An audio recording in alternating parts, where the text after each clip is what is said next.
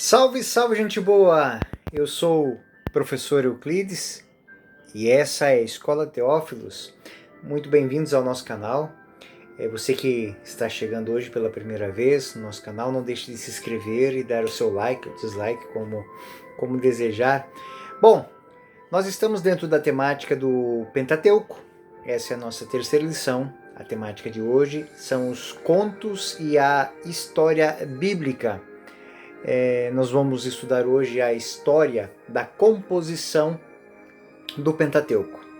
Eu quero deixar desde agora o meu agradecimento aos nossos patrocinadores, as pessoas que nos incentivam a manter o nosso canal sempre no ar, sempre com um conteúdo simples, né, mas objetivo, para que você que está iniciando o seu estudo bíblico possa crescer nesse estudo. Então, eu quero agradecer aos nossos patrocinadores, nossos colaboradores, os nossos alunos, que de uma maneira muito carinhosa nos incentivam. De maneira especial, Márcia Aparecida Miguel Zeponi, Ana Lúcia Escapim, a Márcia que tem um centro de orientação teológica existencial, onde se tratam de temas de relações pessoais, teológicas, filosóficas e educacionais. Se tratam temas como depressão, como encontrar-se nas suas relações com Deus e consigo mesmo. Bom, e também tantos outros que de maneira anônima nos incentivam cada vez mais. E você que está assistindo o canal hoje, bem-vindo. Bom, vamos à temática. A temática hoje são os contos e a história bíblica. A história da composição como disse na última lição, nós podemos dizer que é uma grande compilação. São muitos corpos e tradições diferentes. E o crescimento do Pentateuco ocorreu em várias etapas, embora é muito difícil especificar datas.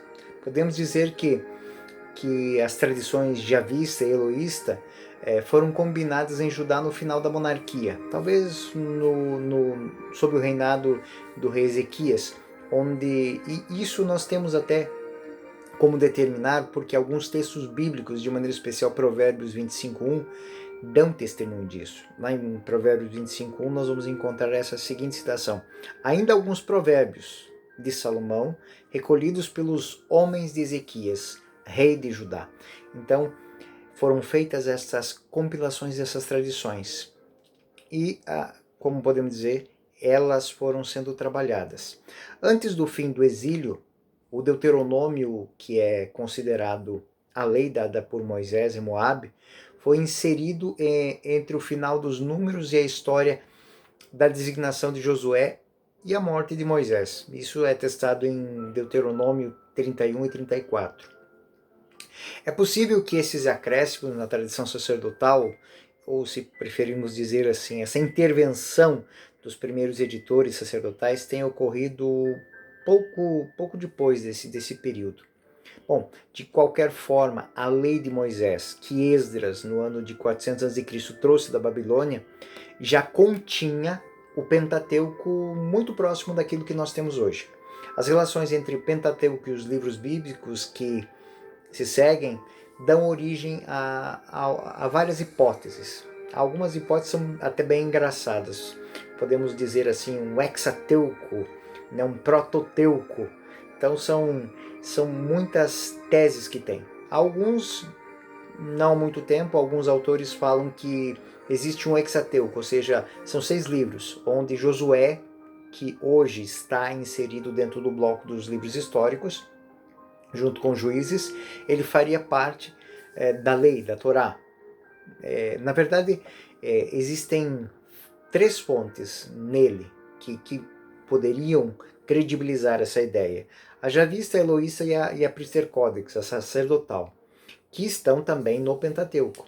Né? O tema da promessa é recorrente nessas histórias do Pentateuco. Nós podemos encontrar outras semelhanças dentro do livro de Josué e o Pentateuco, ou seja, elas narram as realizações da conquista da Terra Prometida. Ou seja, é a continuação natural da caminhada do Êxodo. O livro de Josué, mais tarde, seria separado dessa coleção e teria se tornado o primeiro livro histórico. Bom, É uma tese. Também existe uma outra tese, o Tetrateuco, que alguns autores falam que existem 4 livros. O Deuteronômio, ou seja, o livro da lei, não faria parte desse primeiro momento. Isso serviria a princípio de uma introdução à grande história deuteronomista, ou seja, a história deuteronomista que teve muitos fins e foi compilada de certa maneira no fim do período dos reis. O Deuteronômio seria então separado dela e se tornaria apenas, digamos assim, o livro que contém a lei. Ou seja, no que diz respeito à pessoa e à história de Moisés, seria algo à parte. Bom, tem um problema nesse caso. O problema é muito simples. Dentro do texto da caminhada do Êxodo, existe o fato da lei que é dada no Sinai. Então, essa tese ela não se sustenta. Existe também, dentro dessa uma hipótese que, de fato, seria um hexateuco, né? Onde, de fato, inclusive, a lei dada no Sinai, ela foi inserida ali, retirada dessa temática do Pentateuco. Bom, são tantas incertezas, são tantas maneiras de se contar a mesma história, de compreender ela. O fato é que o Pentateuco, na sua composição final, abrange pelo menos 6 séculos e reflete toda uma mudança de vida nacional religiosa de Israel. No entanto, apesar dessas dificuldades, dessas vicissitudes, o desenvolvimento parece substancialmente homogêneo. Então, é justo dizer que o Pentateuco é uma obra só, porque o contexto, embora com variadas fontes e origens e temáticas, ele se mantém como um bloco sólido que se mantém erguido, que se mantém firme. Bom, dentro do Pentateuco existe um personagem que é fundamental. Embora nós não possamos dizer que ele é o autor do Pentateuco, o autor, quem escreveu, né? Nós podemos dizer que Moisés é o centro da lei. Ele é o centro do Pentateuco. Já dissemos que as tradições narrativas nasceram na época em que o povo de Israel foi formado. Essas observações podem ser feitas com nuances para partes legislativas, pois contém uma lei civil, uma lei religiosa, que evoluiu junto com a própria história. E existe uma continuidade. Essa continuidade não se funda só na lei, só nos fatos históricos, mas ela se funda em algo muito importante: o fundamento religioso. O fundamento religioso foi a fé em Yahvé, que é o cimento de unidade do povo. O povo de Israel é um povo formado por várias tribos nômades, mas o que as une, o que as formam, que dão hegemonia a elas, é de fato que essas tribos, elas têm algo que as une. A lei é apenas uma expressão dela. A outra expressão, e talvez a mais importante, talvez não, a mais importante, é de fato o Deus único. Eu sou o teu Deus, um só, o Deus único. Esse fato é novo, esse fato não ocorre em nenhuma outra religião do Crescente Próximo, da região onde os israelitas viveram, e com todas as pessoas, com as nações que eles viveram. Essa não é uma marca. O simples fato do povo hebreu ter adotado o javismo, ou seja, a religião do Deus único, é uma marca da inspiração divina. Os primórdios do javismo são denominados pela personalidade de Moisés. Moisés, ele é aquele que apresenta a fé de Abraão de uma maneira formal. Ele traz essa realidade. Ele foi o iniciador religioso do povo. Ele foi o primeiro legislador. As tradições anteriores que fluem para ele e a memória dos eventos que dirigem tornam Moisés, digamos assim, uma história épica nacional. A religião de Moisés marcou para sempre a fé e as práticas do povo de Israel. A lei de Moisés permanece até hoje como a norma do judeu, a norma do hebreu. As adaptações que a própria história impôs durante os tempos aconteceram de acordo com o espírito de Moisés e se cobriram com a sua autoridade, a lei e os profetas. Ou seja, os profetas são aqueles que falam em nome de Deus. Moisés é aquele que fala aquilo que Deus, ele apresenta a palavra de Deus. Ele legisla, ele é o legislador, ele é o guia, ele é o construtor do povo hebreu. Bom, então nessa temática pouco importa que a gente não possa atribuir a ele a segurança da escrita dos textos do Pentateuco, mas em suma é necessário que a gente guarde algo como chave de leitura para ler o Pentateuco. Moisés é o personagem central da tradição judaica e nós podemos dizer de maneira acertada e sem dúvida alguma, podemos chamar o Pentateuco do livro da lei de Moisés. Essa tradição, dessas tradições javista, eloísta, sacerdotal e deuteronomista, foram herança viva de um povo e trazem todo o sentimento, a unidade que se sustenta na fé. Então seria um absurdo fazer qualquer conjectura e que excluísse Moisés, a história deste homem, desse legislador.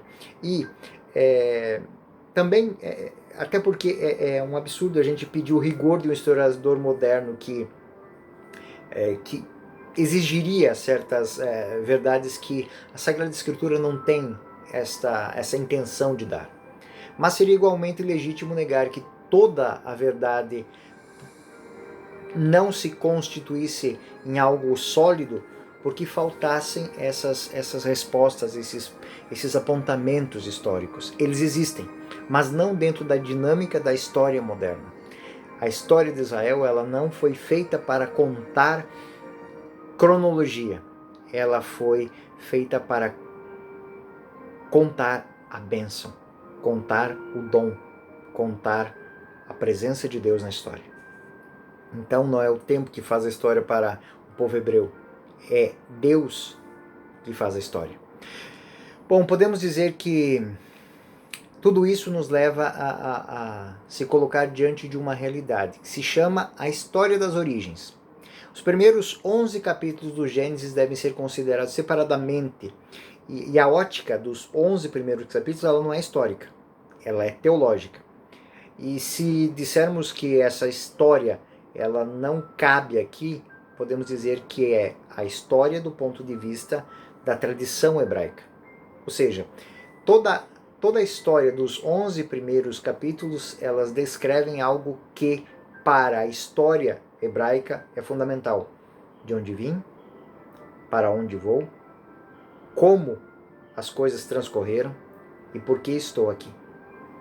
Sem os 11 primeiros capítulos, nós não temos essa realidade. Ou seja, é como se a história do povo de Israel não tivesse começo. E o povo de Israel exige isso. Por isso que nós vamos iniciar o Evangelho com uma genealogia. Genealogia, ou seja, desde Adão até o Cristo. Todas as gerações são elencadas para dizer que é a mesma e única história da salvação, marcando e se colocando diante da humanidade, apontando para a eternidade. Bom, nesses 11 capítulos, do que eles falam? Bom, eles descrevem de uma forma popular a origem da humanidade. Enunciam no estilo simples, figurativo, cheio de imagens, mas que era adequado ao povo que criou. O povo de Israel era um povo de pastores, não era um povo evoluído. E aí vem um questionamento.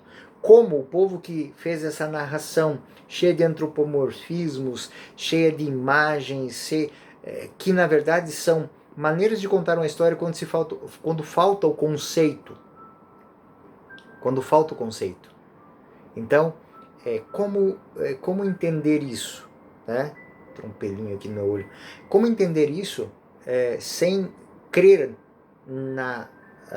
no toque da graça, no toque da inspiração, porque esse mesmo povo, tem a ideia mais elevada de divindade para a sua época. Um povo que descreve Deus caminhando no jardim, Um povo que descreve Deus trabalhando o barro é o mesmo povo que acredita num Deus único. Esse dado é inédito até então. Além destas peculiaridades, apresentam-se verdades fundamentais, ou seja, pressupostos da economia da salvação que, no pensamento judaico, são muito mais importantes que a própria história, que a própria cronologia, ou seja, a criação de Deus, ele como fonte do início dos tempos, a intervenção especial de Deus que cria o homem e a mulher à sua imagem e semelhança, a unidade da raça humana, a culpa dos ancestrais, o declínio, a culpa dos ancestrais que vem dizer por que existe o mal. O declínio, as perdas, as penas hereditárias que formam a sanção aplicada. Então, essas verdades pertencem ao dogma hebraico e são asseguradas pela autoridade das Escrituras, ou seja, contar a história da humanidade sem levar em conta esses pontos, a criação, a intervenção de Deus, a criação do homem, a unidade da raça humana, a culpa dos ancestrais, o declínio, as penas, a lei, se tornam sem sentido. É como tentar contar a história de alguém sem saber, a história de uma família sem querer saber dos seus pais. Então, de uma maneira simples, é isso que a gente tem que entender dos 11 primeiros capítulos. Porém, essas verdades que pertencem ao dogma são asseguradas pela Escritura e são ao mesmo tempo fatos. Se as verdades são certas, implicam em fatos reais, ou seja, eles não querem dizer como as coisas aconteceram, mas o porquê das coisas. Ou seja, o ato da criação é um ato do amor de Deus pela humanidade. E o fato do povo de Israel conhecer isso é prova do amor e da escolha que Deus faz a esse povo, o povo escolhido. Embora nós não possamos definir os contornos sobre a cobertura mítica que tem sido dada a eles, de acordo com a mentalidade própria da época e do ambiente, nós podemos dizer que esta é, para a época, a maneira mais moderna e mais avançada de se construir uma teologia. Ou seja, a história que, inclusive, por Santo Agostinho, foi muitas vezes, não digo criticada, mas analisada com uma ótica que questionava como é simples, mas nessa simplicidade existe algo que para eles tinha algo de moderno. Não podemos usar essa palavra, mas assim para a gente entender algo de novo, de transformador. E isso nos leva à nossa próxima temática aqui dentro. A temática dos patriarcas. Ou seja, se somos obra da criação, do amor de Deus que fez tudo por nós, esse tudo é concentrado como uma joia a ser apresentada a alguém que deve guardá-la. E esses são os patriarcas: Abraão, Isaac, Jacó e José. Então a história patriarcal é uma história de família, que primeiro um casal, depois uma família, depois um povo. Primeiro Deus. Criados pelo amor, multiplicados no amor e unidos no amor. Essa é a grande verdade histórica que está por detrás da teologia do Gênesis e do Êxodo. E é assim que uma história popular que se encontra em alguns momentos anedotas, tratos pitorescos, a história de um pai que leva o filho para cima do monte e vai sacrificá-lo, a história de irmãos que pegam um outro irmão e vendem como escravo, a história desses irmãos que têm que baixar a cabeça e depois reconhecer que aquele que foi vendido se tornou o homem mais poderoso da terra. Então, são coisas que se olharmos simplesmente com um olhar, às vezes, excessivamente púdico, não nos vão mostrar que essas realidades, essas histórias, acontecem todos os dias. E se Deus se fez presente na história desta maneira, ou seja, na história simples de um pai que quer ver a sua geração crescer, na história de um filho que se veste, se coloca um pelo de cordeiro sobre a cabeça, passa um perfume, assim, disfarça a voz e vai se apresentar para receber a bênção de um pai cego, um irmão que troca a herança da família por um prato de lentilhas. Se isso não estivesse na Sagrada Escritura, e isso alguém contasse para vocês, vocês dariam risada. Não? Sim, daríamos risada. Mas essa é a história da salvação. Agora, a história da salvação ela é tão próxima, que ela pode estar presente na nossa vida a cada dia. E é essa dinâmica que o povo de Israel quer.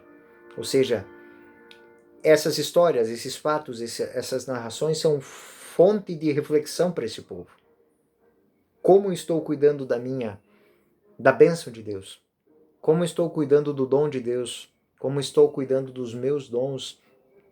Como estou cuidando da minha vida? Será que eu não vou fazer como Esaú? Eu vou trocar a minha vida por um prato de lentilhas? A minha história por uma prata de lentilhas? A minha dignidade por um prato de lentilhas? Será que nós não estamos fazendo com a história dos nossos pais como aqueles irmãos fizeram com o sonhador? Vendendo? Então, essas realidades, que são frutos de anedotas, de histórias, estão presentes nas reflexões do povo de Israel nesse livro da lei. Quer que nós saibamos de onde vem a lei e saibamos para que ela serve, onde ela se fundamenta. Ela se fundamenta em traços muito simples e práticos, onde Deus manifesta o seu amor. É uma história religiosa, é uma verdadeira concepção teológica nova, do ponto de vista superior, mas que não negligencia a aplicação de algo que é muito elevado a situações muito práticas e cotidianas. Além disso, os fatos que são apresentados dentro da história dos patriarcas são agrupados para demonstrar uma tese religiosa, ou seja, há um Deus que formou um povo, que lhe deu um país.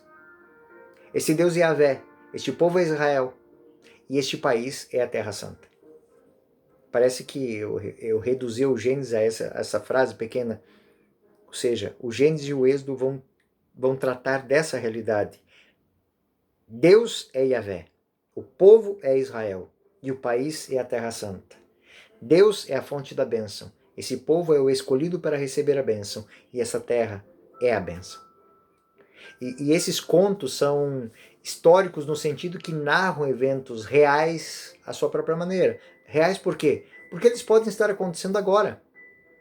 Eles podem estar acontecendo neste momento. Eles dão uma imagem fiel da origem das migrações dos ancestrais de Israel, de seus laços geográficos, étnicos, culturais, da influência dos povos estrangeiros, mas, de uma maneira especial, a forma do comportamento moral e religioso desse povo. Existem suspeitas que cercam esses contos, mas que cedem ao testemunho favorável que trazem as recentes descobertas na história da arqueologia oriental. Ou seja, por mais incrível que seja, essas histórias que são contadas, elas têm bases históricas, elas podem ser comprovadas. A caminhada no deserto, a formação da terra de Israel, do território de Israel, as invasões, os povos estrangeiros, tudo aquilo é comprovável. Então, se ela não tem o rigor da escrita histórica, ela tem um rigor de verdade. Ou seja, em algum lugar, em algum momento, essas histórias de fato ocorreram. Bom, isso nos leva à segunda parte. Nós temos então o Gênesis, os 11 primeiros capítulos, que são a história das origens, a origem da humanidade, a história dos pais. E agora nós temos a história do povo, e aí nós temos a história do Êxodo, que é um longo intervalo que existe entre o Êxodo e os Números, onde com alguns dados deuteronomistas, como a própria lei, a entrega da lei no Sinai. Dentro desse ambiente são relatadas o nascimento e a morte de Moisés, a saída do Egito, a parada no Sinai, a subida ao Kadesh, a subida do povo né, que faz a viagem pela Transjordânia e a instalação nas estepes de Moabe, onde eles ficam durante muito tempo, antes de entrarem, propriamente dita, na Terra Santa. Por isso, se a realidade histórica desses fatos e das pessoas de Moisés for negada, a continuação da história de Israel e a sua fidelidade ao javismo ou ao apego à lei torna-se inexplicável. Ou seja, se nós não levarmos em conta que Moisés foi um líder que uniu tribos, uniu povos e os conduziu para uma terra onde emana leite e mel, ou seja, onde existe uma bênção, e mostrou isso como uma bênção de Deus, que é dada, que é confiada por herança, então nós não teremos como entender o javismo, ou seja, o judaísmo, nós não vamos entender o que está por detrás da lei, a obediência e a fidelidade.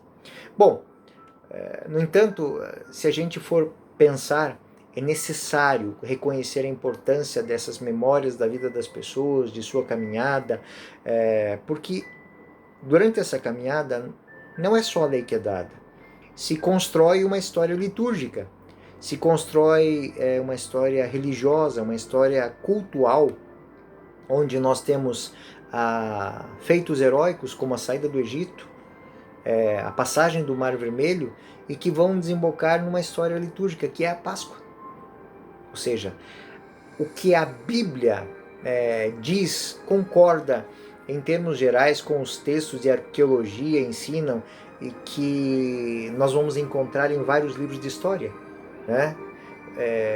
A maneira com que Israel sai do delta egípcio e caminha para a Transjordânia se encontra hoje embasado em textos históricos, inclusive de autores modernos. Bom, isso nos leva a uma outra questão que faz parte dessa lição também, ou seja, qual a possível cronologia desses eventos? Bom, é tarefa de um historiador comparar os dados da Bíblia com os fatos da história geral. Mas fazer isso com ressalvas, ou seja, a Bíblia não em momento nenhum está focada em construir cronologia.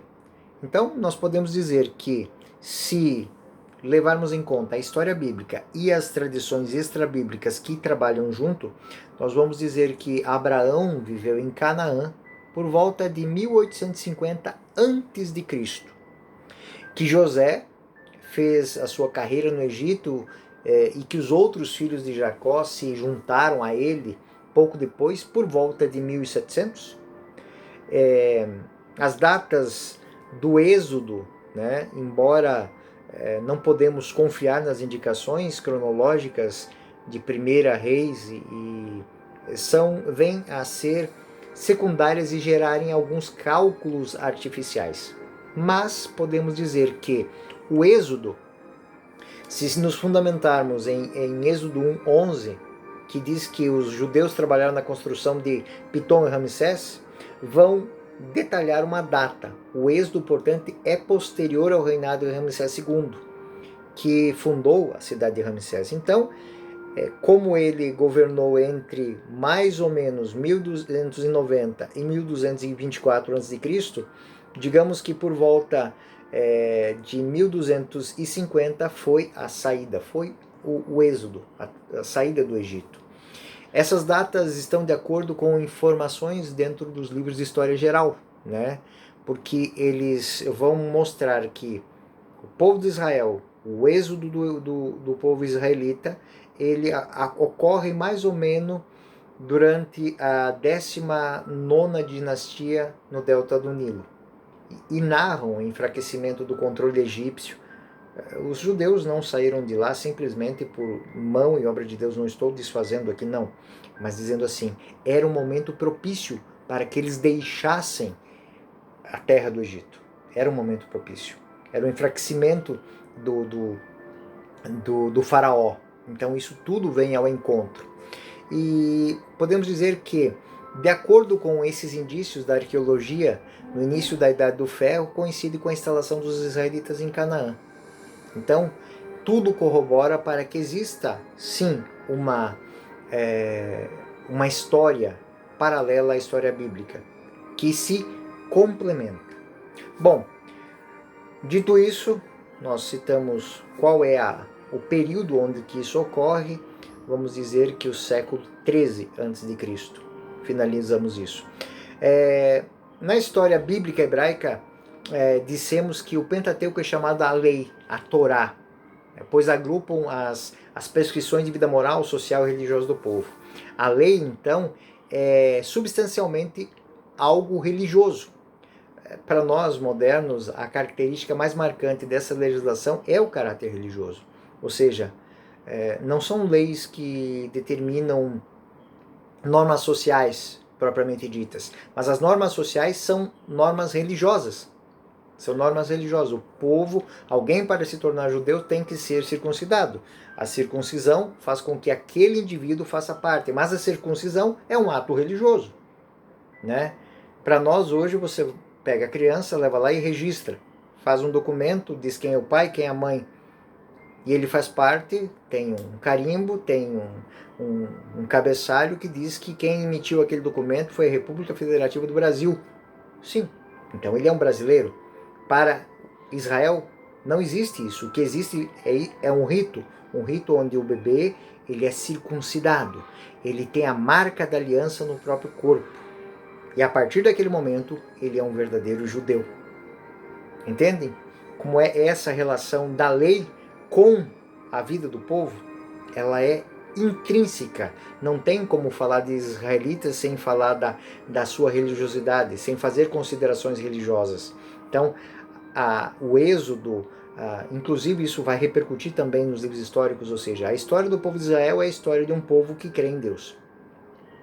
Consequentemente, é natural que a enunciação dessa lei seja ligada a narrativas e acontecimentos num deserto, onde foi dada uma aliança, onde o povo renovou um pacto com o seu Deus.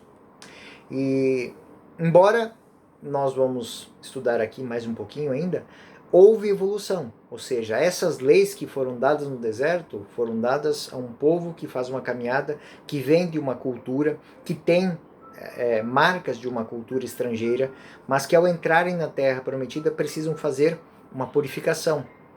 E então existe o quê? Nas coleções de leis existem, a gente vai examinando, nós vamos ver elementos antigos e elementos novos. E nesse assunto Israel era necessariamente tributário dos seus vizinhos, ou certas disposições, pactos que existem no Deuteronômio, por exemplo, tem uma estranha semelhança com os códigos da Mesopotâmia, com coleções de leis assírias, com código hitita, o código de Hammurabi, a lei do Talião, né? Elas estão marcadas. Mas isso não tira o valor da apresentação da Sagrada Escritura. Não há uma dependência direta, mas contato